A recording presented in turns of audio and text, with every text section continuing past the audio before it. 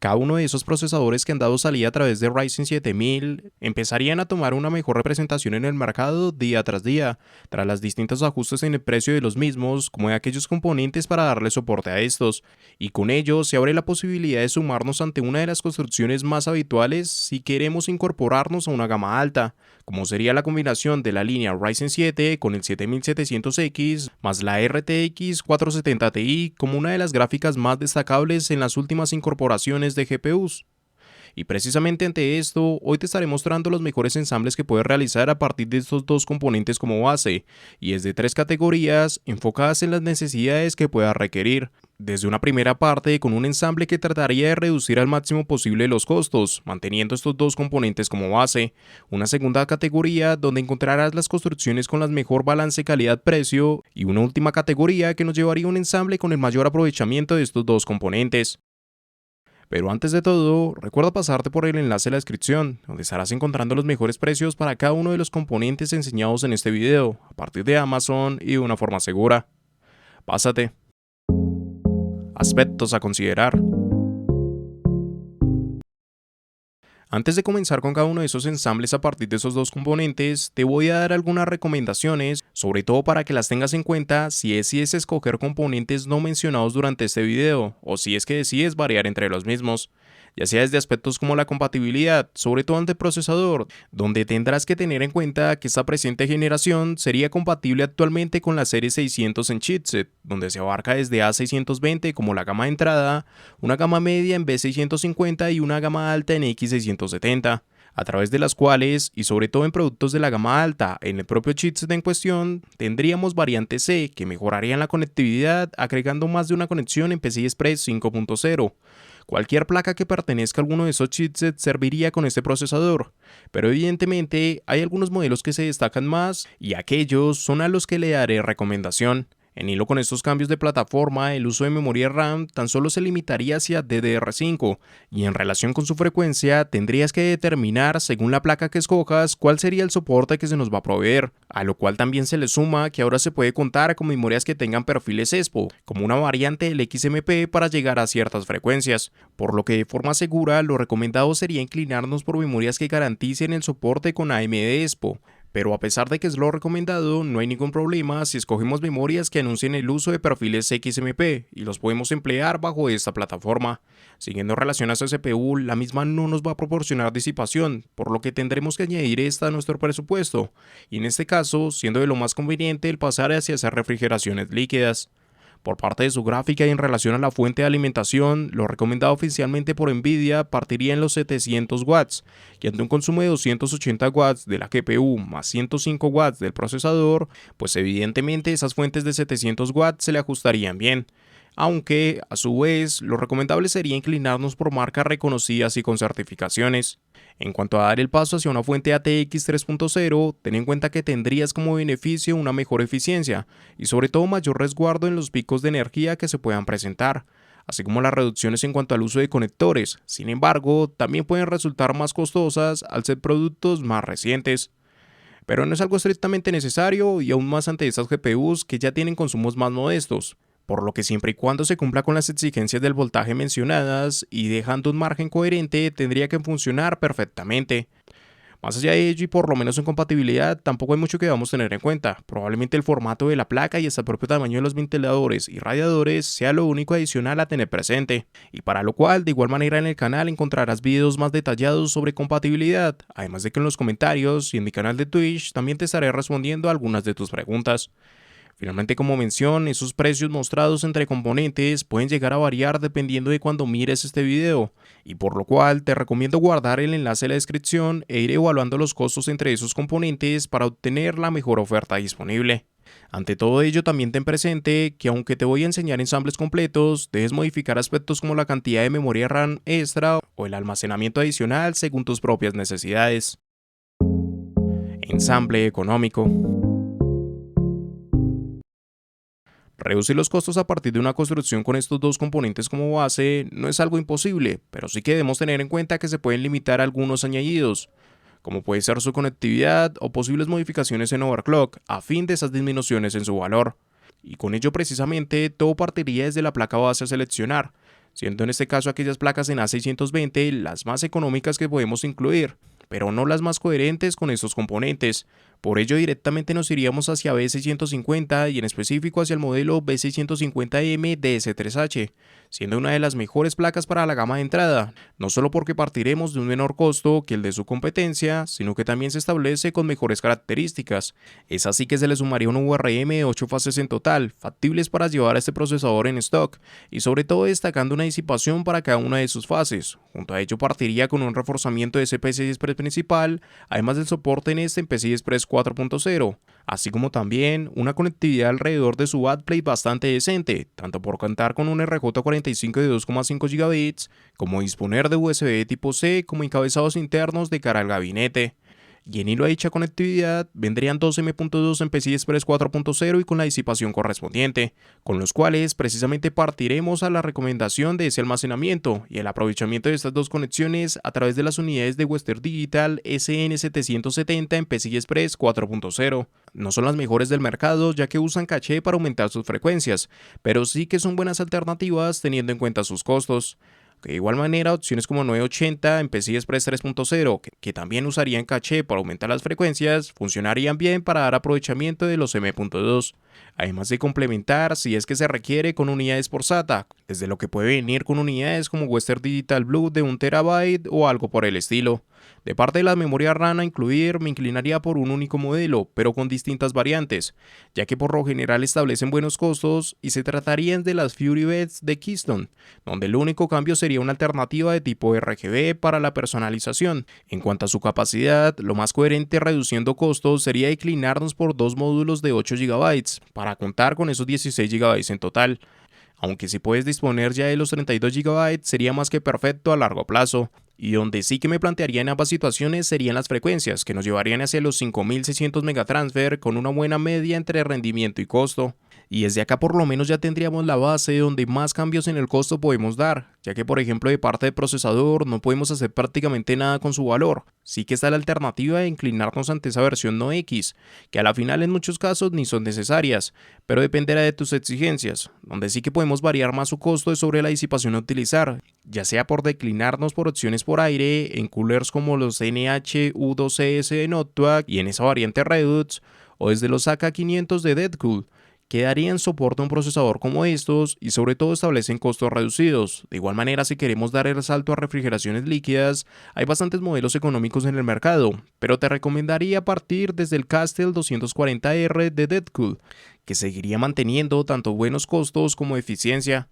Aunque precisamente tendrás que tener en cuenta ante refrigeraciones como estas el tamaño de los radiadores en los 240 milímetros, como esos cooler anteriormente mencionados que pueden ir hasta los 170 milímetros, y que sobre todo es tener presente para el gabinete a seleccionar, para lo cual te doy dos opciones, NX410 de Antec y P300A de Fantech, ambas con costos similares, además de prestaciones cercanas, pero sobre todo con mejoras de parte del modelo de Antec, tanto por el soporte que daría como los añadidos extra. Finalmente con esto tan solo tendríamos que dar mención a esa gráfica, donde un poco más de lo mismo que con el procesador, bajo el sentido de que reducir los costos es difícil, aunque sí que se abre más la posibilidad, puesto que tenemos más modelos disponibles. Pero justo ante eso, tener el mejor costo dependerá de la oferta que haya, por lo que precisamente te recomiendo guardar ese enlace en la descripción e ir evaluando los costos para sacar la mejor alternativa. Aunque eso sí, te menciono por ejemplo que opciones como esos XLR8 de Penny o las Ventus de MSI suelen tener los mejores precios. Con esto tan solo faltaría dar mención a la fuente que vamos a utilizar, que como te mencionaba, al inicio lo recomendable es partir de los 750 watts, centrándonos por modelos como GF1 de Thermaltake o las MPG A750 GF de MSI, buenas fuentes y sobre todo con buena relación calidad-precio. Así llegaríamos a un costo que está alrededor de los $1,800 a $2,000 dependiendo de las modificaciones que demos entre estos componentes. No es el precio más reducido que vamos a poder conseguir, puesto que podemos seguir sacrificando apartados, pero sí que es una base no tan limitada teniendo en cuenta las exigencias de los dos componentes que intentamos añadir. Por lo que te recomiendo partir de estos componentes similares y no inferiores a estos, a menos de que seamos muy conscientes de las pérdidas de características que se pueden dar al reducir más ese valor. Ensamble, calidad-precio. Por lo general, y si tengo que recomendar un ensamble sobre cada una de estas categorías, esta segunda opción es probablemente la que mejor se adecua a esto, puesto que sí que se haría un aprovechamiento completo de estos componentes sin exceder bajo añadidos poco relevantes.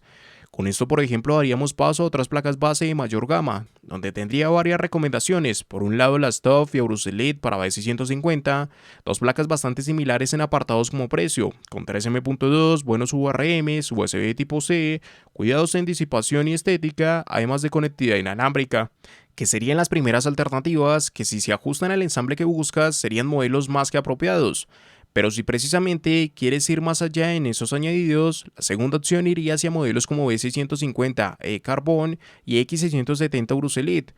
¿Cuáles serían las mejoras de estas placas? Por una parte vas a obtener mejores URMs y por ende un escenario más apto para overclock, mientras que del otro lado se parte de un cuarto M.2, aunque con problemas de anchos de banda compartido entre las conexiones en ese modelo en B650. Cualquiera de estas opciones sería adecuada, pero depende de lo que busques para tu construcción. Ya a partir de acá sí que se unificarían más esos apartados para cada usuario, nuevamente aprovechando los M.2 en ese almacenamiento y desde unidades como los 980 Pro de Samsung, que sí que le darían mayor beneficio a PCI Express 4.0, y muy pocas veces tendría que ser necesario un cambio por su rendimiento, además de dar complemento con unidades secundarias como los SN770, que siguen siendo buenas alternativas. Y así es que nos vamos ante la RAN a utilizar, creo que ya se puede empezar a tocar más esa estética por la categoría en cuestión. Es por lo mismo que ya se desprenden modelos como los Delta RGB o las Trident Z de G-Skill. De igual manera, un paso coherente sería establecernos en los 32 GB. Sobre la frecuencia, realmente los 5600 megatransfer sigue siendo una buena base para el rendimiento final.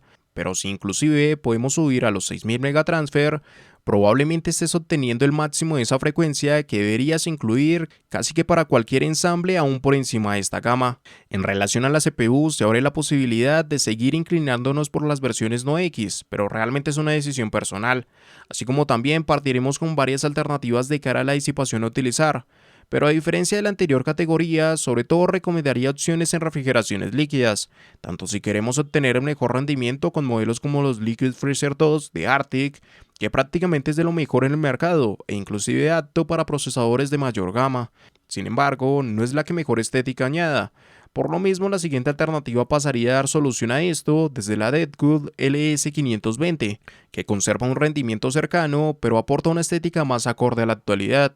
Y si es que nos queremos decantar por alguna opción por aire, pensando a futuro y en la duración de este tipo de refrigeraciones, creo que nuevamente Notepad da un buen papel, desde modelos robustos como los NH D15. En hilo ante todo ello vendrían los gabinetes a utilizar, donde te recomendaría dos opciones para cualquiera de los casos. En ambas, tanto dichos radiadores como coolers serían completamente compatibles. Por un lado, con un todoterreno en este mercado como lo sería el Corsair 4000D, buenas características para dar compatibilidad a la mayoría de ensambles, pero una estética bastante plana. Por lo mismo, la segunda alternativa jugaría más con su diseño, a partir del 110R de MSI, algo más trabajado, pero nuevamente a partir de una buena base y costos similares. Siendo ante todo ello que finalmente tan solo tendríamos que dar mención a esa gráfica en cuestión, además de la fuente a utilizar, donde la gráfica sería un poco más de lo mismo en el sentido de que la mejor opción dependerá de la oferta al momento que visualices este video, teniendo alternativas como GamingNets de MSI o Trinity de Zotac entre los modelos preferentes por la relación calidad-precio. Sobre la fuente, aquellos 750 watts siguen estando bien para este ensamble, con opciones como A750GF de MSI, mientras que dar ese paso a los 850 watts creo que debería ir en hilo con pasar hacia fuentes ATX 3.0, teniendo en cuenta que las diferencias en costo ante estos modelos cada vez se reducen más, y sí que obtendremos una fuente acorde a las presentes gráficas. Con ello te recomendaría GF3 de Thermaltake como una buena alternativa, sobre todo ante costos. Con todo esto complementaría una construcción que estaría alrededor de los $2.000 a $2.300, dependiendo de qué variaciones le demos a estos componentes. Así como tenemos una base donde en pocas ocasiones necesitaremos de mejoras por encima de las características planteadas por ensambles como estos, aún pensando de cara a futuro. Eso sí, aún se puede dar un margen de mejora, pero sobre todo van a recaer ante apartados específicos que nos llevarían precisamente ante la siguiente categoría. Ensamble para gama alta. A partir de la última categoría que te voy a mostrar, no propiamente vas a obtener los apartados más costosos que se pueden conseguir en el mercado, pero sí que serían ensambles ya establecidos aún para sumar componentes de mayor gama. Es así que las primeras placas a las cuales daría mención aún estarían en B650 y se tratarían tanto de B650E Aorus Master, Taichi y E-Gaming, cada una con sus virtudes dependiendo de lo que busques, en este caso con el mejor URM a partir de Taichi, el mayor aprovechamiento de PCI Express 5.0 en Aorus Master y un intermedio entre ambas desde E-Gaming. Asimismo, cabe la posibilidad de dar el paso en X670, ya sea a través de E-Gaming o Taichi, que ya son placas de mayor gama, tanto porque llegan a incluir URMs completamente adaptados para overclock, buen aprovechamiento de PCI Express 5.0 y hasta USB 4 de parte de Taichi. Desde las unidades de almacenamiento que vayamos a utilizar, tenemos aún la posibilidad de continuar con esos 980 Pro de Samsung, donde difícilmente necesitarías de mejoras, pero si precisamente le quieres dar evolución, 990 Pro sería el camino a seguir, aunque tampoco sea con tanta diferencia. De igual manera, su RAM tampoco es que tenga demasiados cambios, pero sí que se puede acceder ante modelos más premium como los Dominator de Corsair, que se mantendrían en los 32 GB, pero sí que escalarían hacia los 6200 MB. Y desde acá, casi que la mayoría de cambios que podemos dar son estéticos, tanto de parte de esa disipación donde tendremos mejoras de rendimiento, pero desde el aumento del formato, y bajo el mismo juego de poder sumar tanto solo un buen rendimiento con la Liquid Freezer 2 a 360 mm o complementar esto con estética y sobre todo en la suma de una pantalla LCD para el radiador con la Asus Ryujin 2 de 360 mm, aunque también se queda la posibilidad de opciones por aire donde la D15 de Noctua continúa siendo una buena alternativa, además de sumársele un Assassin 3 de Deadpool como otra opción adecuada. Y a partir de esa misma estética, uno de los añadidos que más se puede destacar son aquellos gabinetes, tanto a partir de opciones como los Core P5 de Thermaltake, completamente abiertos, hasta los Lian Li 011 que tanto se han impuesto para esas gamas altas. Finalmente, para esa gráfica como fuente, realmente te diría que aquí sí que la gráfica depende de los gustos en ese diseño estético, como para optar entre alguna de las alternativas, siendo así que por ejemplo me seguiría inclinando por versiones como GameNet Trio, pero en esa variante en blanco. Y a partir de la fuente, sí que de lleno deberíamos inclinarnos por modelos en ATX 3.0, que pueden venir desde las GF3 de Thermaltake, A850G de MSI o las chip de Corsair, cada una más que adecuada ante sus componentes. De esta manera se completaría este ensamble que nos puede llegar fácilmente por encima de los $2.500, que realmente dependerá mucho de lo que estés buscando, pero sí que gran parte de los apartados mostrados pocas veces llegan a ser necesarios para una construcción, por lo menos fuera de aquellos añadidos estéticos que sí que se basarían en gustos personales para su elección. En conclusión, establecer un ensamble a partir de esos dos componentes como base realmente nos lleva hacia una construcción de gama alta independiente de la categoría mostrada, y donde al igual que cualquier construcción, tenemos que realmente definir nuestras necesidades antes de querer optar por algún componente en cuestión, ya sea por ejemplo partiendo de la cantidad de M.2 que vayamos a utilizar, el qué tanto aprovechamiento le vamos a dar a URMs más robustos y con enfoques por ejemplo en overclock, hasta si se llegan a necesitar aspectos específicos como USB 4. Sin antes dar respuesta a cada una de esas cuestiones, no es recomendable partir hacia tu decisión, por lo menos si no queremos exceder ante no solo características que nos lleguemos a emplear, sino por costos extra a partir de estos añadidos. Y precisamente ante esos costos, la mayoría de los componentes siempre tendrían descuentos y dependerá de cuando visualices el video, por lo que iré hablando con el tiempo los precios de estos. Al guardar el enlace en la descripción, es lo mejor que puedes hacer si quieres obtener una buena relación calidad-precio para tus componentes. Bajo todo ello, creo que esa segunda categoría mostrada es probablemente lo más acorde ante una construcción con esos componentes y la que más se adecua a la mayoría de las exigencias que se pueden tener. Y trataría sobre todo de arrastrar apartados puntuales de las otras dos categorías si necesitamos tanto de mejoras, por ejemplo estéticas o reducciones de costo. Y recuerda pasarte por el enlace en la descripción, donde estarás encontrando los mejores precios para cada uno de los componentes enseñados en este video, a partir de Amazon y de una forma segura. Pásate.